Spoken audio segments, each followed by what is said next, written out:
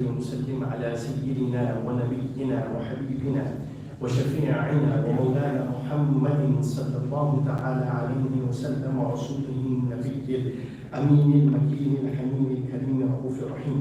أما بعد فأعوذ بالله من الشيطان الرجيم. بسم الله الرحمن الرحيم.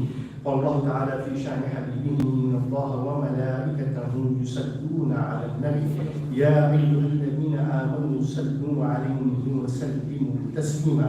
اللهم صل وسلم على سيدنا محمد وعلى آل سيدنا محمد كما تحب وترضى بأن تصلي عليه. بسم الله الرحمن الرحيم. تلك الدار الآخرة نجعلها للذين لا يريدون علوا في الأرض ولا فسادا والعاقبة للمتقين. صدق الله العظيم وبلغنا رسوله النبي الكريم ونحن على ذلك من الشاهدين والشاكرين والحمد لله رب العالمين. Most respected ulama, my respected elders, brothers and sisters in Islam, Assalamu alaikum wa rahmatullahi ta'ala wa barakatuh. My discourse this afternoon is on status update.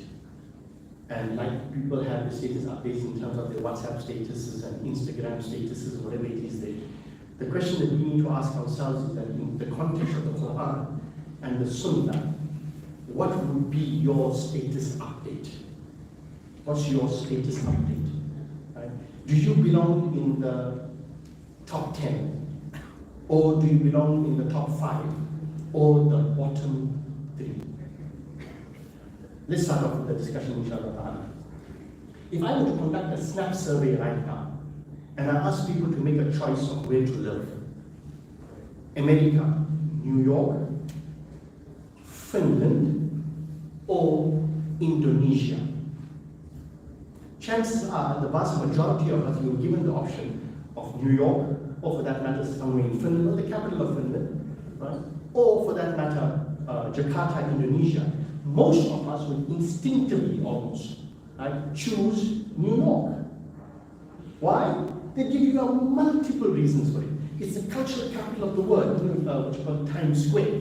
Right? It's the financial hub of the superpower called America. Wall Street is in New York. Right? The lifestyle of New York, the socio-economic status that you possess if you are a New Yorker, etc., etc., etc., and the way you live, the cultural, the cultural capital, and the cultural currency, right, and the socio-economic currency that comes with living in New York would be something that people would instinctively, almost nowadays, gravitate to. Reality. If people were asked, why would you live there? They would give you these reasons. Why not Finland? If you look at the 2022 survey, you realize that Finland is the happiest country to live in terms of the GDP, gross domestic product, and so many other reasons which makes Finland one of the best country in 2022 to live in. But you won't choose Finland. If you were told, why not Indonesia? Particularly for you Muslims, I would tell you, hold on. Indonesia is the world's largest Muslim country. It's the most populous Muslim country in the world. You can't live a better Islamic life, and in terms of all the requirements and amenities in terms of Islam, than Indonesia, purely based on the population alone. But it won't rank high in terms of popularity rankings, because it doesn't give you what many of us secretly or very deeply, keep within us. And that is, we are looking for that glitzy, glamorous, comfortable lifestyle of living the good life. Mind you, there's nothing wrong with living a comfortable life, living a life of absolute, what we would call a content sufficiency. No problem with that. Islam, the Quran, and the Prophet ﷺ never ever stopped us and prevented us from living a life of content sufficiency. But the problem arises that in our quest for luxury, in our quest for comfort, in our quest for glitz and glamour, right? The tendency to go to the dark side with regards to how to acquire all of this and how to sustain it is very, very, very perilous. And if you were to ask somebody, honestly, tell me something, what type of lifestyle would you lead? Would you like to lead the life of the wealthy, the elite, right? The people who live the good life as it is, right? Who have absolute comforts and this and that and whatever it is there. Most of us, if we were truly honest to ourselves, we say, no, we want to live that life. Right? We'll justify it, like I said just now, we're living a comfortable life and so on and so on. But the reality of the matter is, you and I know that the lifestyle led by the glitzy, the glamorous, the trendsetters, the influences has come at a certain cost. And that cost is at the cost of other human beings. At one point or the other, very few people can ever make a claim that I have acquired this lifestyle of mine and this life of mine and the comfort that comes with it and the luxury that comes with it in a manner which hurt and caused pain to nobody. Very few people can make that honest claim. Let's be honest about it. Right? And in order for us to acquire this type of lifestyle in the dunya, right, and to acquire this status in the dunya, we will go to any ends to acquire it and to achieve it. And somehow or the other, we develop short-term memory that we forgot how we got where we are. Most of the time, having cheated somebody, having taken somebody for a ride, having taken away people's wealth, and forcefully and so on and so on. But when it comes to that type of lifestyle, in comparison to what the Holy Quran is telling you, there's a different story. People may have the status, people may have the privilege, people may have the position, people may have all of these types of comforts and creature comforts and the luxury that we find in the world. But Allah subhanahu wa ta'ala speaks about the hereafter, and Allah subhanahu wa ta'ala says, تِلْكَ الدَّارُ الْآخِرَةِ. As regards to the ultimate abode, which is the hereafter, نَجْعَلُهَا لِلَّذِينَ لَا يُرِيدُونَ عُلُوًّا. Then we have assigned it to those people. Now look at their lifestyle and their mindset in terms of lifestyle, who do not intend haughtiness. لا يريدون علوا. They don't want status in the dunya. They don't want becoming status symbols themselves. They don't want to be living the lifestyle of the rich and the shameless. لا يريدون علوا في الأرض ولا فسادا. Nor do they intend any facade or corruption. And let me give you the simple tafsir of what corruption is. Simple tafsir of corruption, al-fasad, أخذ المال بغير حق. To take wealth, to unlawfully acquire wealth. So Allah subhanahu wa ta'ala is saying, in terms of status update, the rich, the glamorous, the glitzy, the people who live the life, so to speak, right? If they have done it with the sole intention of acquiring a lifestyle, which when they themselves will become status symbols, when they themselves will become influencers, when they themselves will become trendsetters, and they will dictate the way people live by example, right? And they acquire this through facade, through unlawful earnings, through unlawfully gaining this wealth. Allah subhanahu wa ta'ala says they will have zero status in the hereafter. Zero status in the hereafter. Allah subhanahu wa ta'ala has made that very, very clear. Now, one of the issues that we see very, very commonly in our community, but we don't touch on it, is the fact that who makes the decisions in our communities? Who influences our community? Who are the people who are the trendsetters in the community? I'm not talking about America right now. I'm not talking about Europe. I'm not talking about the lifestyles of Dubai. I'm talking about in our local communities. Who influences culture? Who influences society? Who or what influences ideology? Who influences our trajectory in terms of economics and business? Who influences society at large on all affairs? Is it the poor person? Is it the person who's a low middle income class? The person living possibly in Amzinto? No disrespect to anybody, right? Or in the poorer socio-economic areas? Are they the people who are the influences who dictate how our society will be shaped? No, let's be honest about it. A certain person sitting possibly in Phoenix or in Chatsworth or Shallcross or sitting in Commercial, if he feels that a certain scholar, right, is a man of standing, of academic standing, and he needs to present his message to the greater community out there. No matter how that poor person shouts there in Phoenix and Chatsworth, or the poor Imam Sahib standing there in Phoenix and Chatsworth gives his bayan, he will never be able to reach a community or will he be able to reach an audience because he or she or the people who are behind him and support him are not influential enough. But if you get a wealthy person who will use his money and socio-economic status to influence how people think, then all of a sudden a Maulana can become very, very popular. Why? Because he's got funding, he's got support, and who's supporting him? People who have a high ranking in terms of their socio-economic status. Similarly, in terms of trends, one hall may be fine. I'm using one example because we're reading right now, right? One hall may be fine, right? Let's call it the, purely for purposes, right? Natal Muslim Jamaat hall, fictitious one, popular, very great. But if something new and trendy comes along, then who influences where people will now have their weddings? The wealthy. The trendsetter, they'll create this trend. All of a sudden, everything that the wealthy, the trendy, the glitzy, the glamorous do becomes that which becomes the norm because they have influenced it in one form or the other. And in one way or the other, eventually what happens is that the decision making in the community becomes restricted to the select 1%.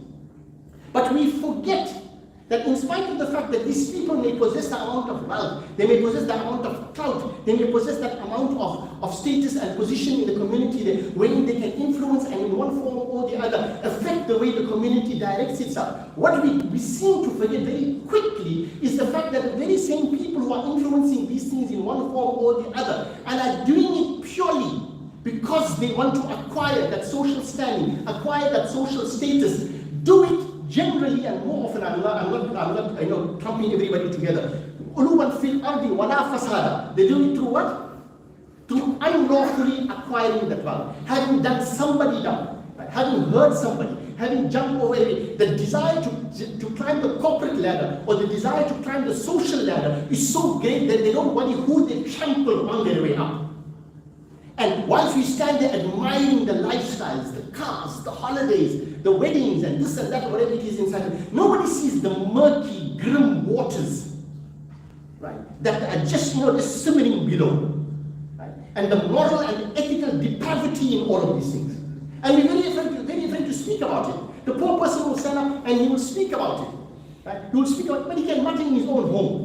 He can't go beyond the confines of his home to be able to address these inequalities. Now, you know what this is? This is a very interesting problem, and this is something that has been spoken about by Cambridge academic. He's talking about a second thing, which he calls, he said, not only do the wealthy who want status and position in this world influence and show their wealth through their cars, through their status symbols, their cars, their watches, their bank balances, their holidays, whatever it is. But they've reached a second level, which they call it the leisure class, right? And what they call leisure beliefs. So before, you could influence people simply because by telling them, you know what, I own so much this car here, and I have a flat here, and I go on holidays over here, and I have a little yacht, and I have my little retirement village, my home in the retirement village on the waterfront, V&A waterfront. It was just status symbol. Now the ultimate status symbol is what they call luxury beliefs. So he uses the example, and this is the example which was put forth by Thorstein Veblen, called the leisure class in 1900. And what he says is that some of the luxury beliefs is when wealthy people and people in positions of socio-economic influence will speak about, I'm talking about the Westville, he's giving an example here, drug legalization. Or they will speak about open or loose sexual norms, or they will speak about white privilege, or they will speak about open borders, or they will speak about something that will radically shift the outlook of society. What happens is that these people have the luxury of being able to have this belief, because if he advocates it in the Western world, I'm not talking the Muslim world right now, if he advocates legalizing drugs, he can afford to do so. If he advocates loose sexual norms and engaging in polyamory or whatever it is inside, they can afford it. But the disastrous effect on the poorer people, right, because of this peer pressure and this influence is so great that the disastrous effect doesn't affect the wealthy, it affects the poorest of the poor. So the wealthy will go on living their lives. They would all of these pathetic morality, but the eventual effect of it affects who? The poorer people. And I'll give you an example of this. The example of this is in America itself right now. And the sad part of the reality is that in America right now, which has become the epicenter of everything that is trending, epicenter of everything that is in terms of financial world, economic world, cultural capital of the world, and so on there. America right now is sinking. Eventually, everything caught up with them. And where has it hit them most? Economically and financially. We have this impression that people are wealthy. America is wealthy. America is doing well. Yes, America is doing well. You know how many percent of America is doing well? 1% of America is doing well. Right? I will give you an example of this. This is shocking. And this, what I'm giving you here, is a talk that was given 2 days ago by Senator Bernard Sanders. You know Bernie Sanders? He was a presidential candidate. See what he has to say. He says, in America, 3 Wall Street firms, see, belief, and how they leisure belief, how they influence people thinking. Right? 3 Wall Street firms, BlackRock, Vanguard, and State Street. I promise you, I never heard of these companies. BlackRock, Vanguard, and State Street manage over 21 trillion in assets. 3 companies on Wall Street are handling 21 trillion in assets. Do you know what that means? Right? That the amount of money these firms control is more than the GDP of the United States put together. Let me repeat that. These 3 companies make more money than the GDP of the United States put together, and 5 times the gross domestic product of Germany. Why is it scary? We spoke about luxury beliefs. It's scary because these people have plus minus in 96, they are shareholders in more than 96% of the Standard and Poor's companies. Meaning on the Wall Street, Standard and Poor's, those people are businessmen, you know, right? 96% of the companies that are on Standard and Poor's, these people are major shareholders in them. They are the major shareholders in pharmaceutical companies. They are the major shareholders in the big banks, JP Morgan, Chase, Wells Fargo, Citibank. Right? They are the top owners of all 4 major airlines. They are the major people in terms of healthcare. They are the major players in terms of housing in America. Who? 3 companies. Oh, they are the major stakeholders and shareholders in all of media in America. What does this tell you? They control eventually, in terms of stock and in terms of wealth, in terms of money, as well as in terms of influence. They control the media. They control the pharmaceutical industry. They control the airlines. They control the banks. They control the entire economy of America, and they're making more money than the whole of America alone. So who do you think is going to dictate which way America is going to go? Mr. Donald Trump? Joe Biden? These people. And I give you one example. Take this scenario and put it into the Muslim community, locally or for that matter, globally, and ask yourself, who influences how Muslims behave on a cultural level? How Muslims behave ideologically? Right?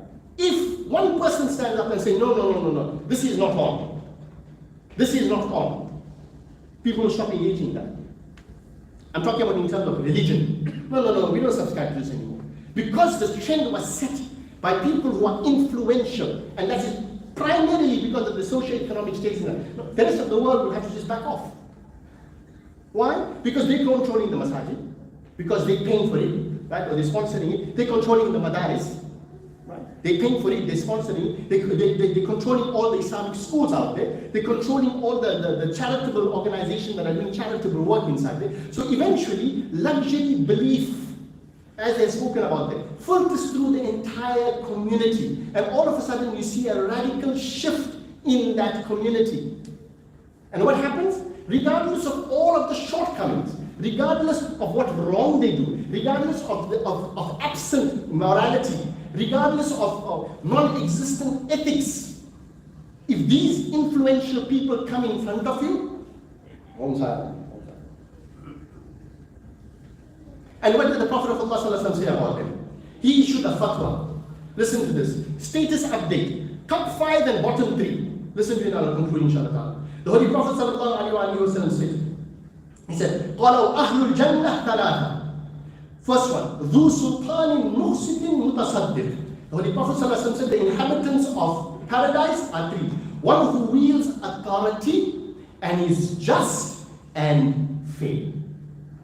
He didn't say a person in political position only. A person who is in an influential position wherein he wields authority, whether he's a trustee of a masjid, whether he's the trustee of a madrasa, whether he's in terms of in terms of charitable organization or in terms of any other social institution. If he is fair and just in the way he manages the affairs of people, Sayyidul Qawmi Khadimu, that the leader of the people is a servant of the people, the Prophet of Allah said, guaranteed in terms of status, he's a Jannati. Right? Then the Holy Prophet ﷺ said it, and he said, I'm just going to give it to you in English very quickly, and the person who is merciful and kind-hearted toward his relative and to every pious Muslim. Status update. The person who is kind, merciful towards his relative and to every Muslim. Meaning, not only is he in a position of authority where he can assert his authority, but he shows mercy. And his heart is so big, and this doesn't require you to possess wealth. It doesn't require any possession of wealth. It just requires to have ghina al-qalb, the wealth of the heart. And this wealth of the heart is manifest in him being kind and soft-hearted to every member of his family, to every relative of his, as well as every pious Muslim. Right? And then the Holy Prophet ﷺ said, look at this one. And the one who does not stretch his hand in spite of having a large family to support. Now, the Prophet of Allah didn't speak about that category of socio-economic class who have plenty of wealth. No. He spoke about that man who has a family, extended family, mother, father, sisters, difficulty, ill, they don't have a job. He's got his own children, he's got his own wife. Right? But he works hard, he works honestly, he works diligently. Right? He may be just a person who's working on the shop floor. He may be managing a shop at best. Right? He may be in a managerial position at best. But he can't make ends meet. But he'll work hard. But he will never stretch his hand out for financial support. Status update. How many of us can call ourselves and say in terms of rank, this is where we are? Uluwan fil ard. This is not about status symbol in the dunya. This is in the hereafter. Are we in the top 3? Are you in the top 3? Status symbol. Status update. Now let's go to the difficult ones. The Holy Prophet ﷺ said, the inmates of hell are 5, and listen to this. The first one is the weak one. Da'if. What does weak one mean? Someone who doesn't have muscles, doesn't have strength, doesn't have any energy. The weak one who lacks willpower to avoid and stay away from evil. Meaning he has little or no power when it comes to giving in to his needs of his nafs, of his desires, of his hawa. Right? He's addicted to his nafs, he's addicted to his ego, he's addicted to his appetites, whether it is sexual appetite, whether it is physical appetite, material appetite. He just can't give in. The Prophet of Allah says, status update, Jahannami. So if you see a guy there who just gives in all the time, no, just live life, man, carry on, man, eat, drink, and be merry, enjoy yourself, do whatever you want to do. Just go for it. Telling my status update. Next time you put your Instagram update there, your Instagram story of how you're living the good life. When you get into every desire of your nafs inside there, you must put another status update there. Right now, possible destination, Jahannam. Status update. Then the Holy Prophet said, he said the second one, and the carefree who pursue everything irrespective of the fact that it is good or evil. Isn't this the way we are right now? If anything is good, just go for it. Carefree. Why do you worry about consequences? All these marketing campaigns, just do it. Obey your thirst. You heard that? Just do it. I think it's nice. Just do it. Obey your thirst. What is all that? Status update? Jahannam. Then the Holy Prophet said, right?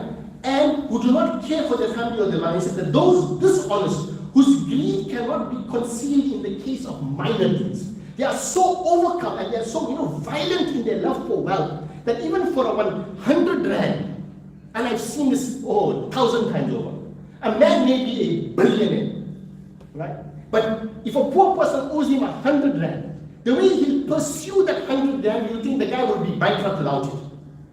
And you can see the greed. You know what? So many artisans and so on come to me. He said, we go to the richest and the wealthiest of people. The guy will come to me and he'll put, sorry to any, I'm just, no hardware guys over here, right? You put a tap there which is worth 20,000 rand. Same water that's going to come out from the same reservoir. 20,000 rand tap. But when the plumber comes inside, they know 500 rand to install. What? 500? Hey, make a plan, boss. 300 bucks. No, 250, make it 250. Come on. The plumber is looking at you, he's telling you about 25,000 rand tap. You don't pay 250 rand, you're trying to pay 250 rand for it. Then the Prophet of Allah said, Jahannami. That mindset is a Jahannami mindset. Right?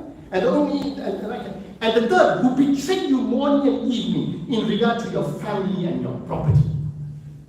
And we see this in our families today. Brother will take brother for a ride. Sister will take sister for a ride. The mother will take her own children for a ride. The father will rip his own sons off. And vice versa. People will create dissension in families. People will break up knowingly, brother from brother. The wife will break up her own husband from his own brother or from his sister. Why? Oh, she's after your money. She's after this. What's into the heart? The Prophet of Allah says, status update for that lady there, for that man there. Status update, Jahannam. And then the Holy Prophet says very quickly, and he's also made mention of a miser and a liar. Status update, Jahannam. The Holy Prophet says, and the liar, and those who are in the habit of abusing people and using obscene and foul language. Status update. This time for hell, destination hell. This is the hadith of Sahih Muslim. And what is it about? It's about how we think, what's our perspective in life, what is our outlook in life. Ask yourself this question there. Tilka dar al-akhirah is the abode, the final ultimate abode, which is akhirah, eternal life for you, because it is only for you if you are not acquiring and not hankering after status in the dunya. If you want to be, I'm a trustee of this masjid here. I'm the chairman of this organization here. Do you know I'm the chairperson and CEO of multinational companies? I have business interests in Dubai and this and that. And I have my personal private island here. You go on. Wala fasada, and that's worse. If you're one of those people who's taking people for a ride, right? Who sell his soul, who sell his family, who sell his children to wrongfully acquire wealth. Allah is telling you right now, that comfortable flat that you are living in on the beachfront, right? And that fancy car that you are driving in there, right? And the palatial home that you have, and all the money that you have lying in all of these offshore accounts inside there. Zero in terms of afterlife insurance. Life insurance you may have plenty, but afterlife insurance, zero. Allah grant us Soofie in Hidayah, inshallah. We have a nikah after the Jummah Salah. Those of you who are participating in the nikah, please, if you have blocked anybody, please remove your car immediately. Another announcement is, inshallah, after plus minus 2 years, the Westville Boys High School kids are back, and they will be back for Salah, inshallah. And we have eased some of the restrictions, but keep a mask on, and we will be completing our khutbah, our lecture at the very least, at 1 o'clock, which allows them enough time to come in for Salah. And 1 o'clock lecture will be finished, and we'll immediately start off with the khutbah, so that we are done as quickly as possible. So those days are going to 5 past and 10 past are over for me as well, and fortunately for you as well. What is that?